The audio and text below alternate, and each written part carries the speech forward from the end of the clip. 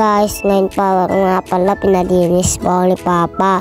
Tapos po sinunod ko si Papa. Ayun na po, panoorin nyo na lang po lahat ang video. So mamili po kayo, magla-like po kayo o share o subscribe. Bala na po kayo guys, maglilinis na lang po muna ako hanggang sa matapos po ito. So guys, so yun nga pala, maglilinis po ako ngayon kasi yung ate ko na si Ransan hindi marunong magligpit. Kaya po nilinis ko po ang buong kwarto niya, tapos umalis po siya para mag-computer lang po, para mag-computer lang po siya. Pero po tinapos ko naman po lahat ang gawain ko sa bahay. Tapos sinutusan po ni Papa maglinis daw ng kwarto. So nga po, maglilinis nga po ako ng unan kasi po puro kalat, nakakalat na po sa side yung unan. Tapos po pati kumot ililigpit ko na din po lahat ang kalat po dyan.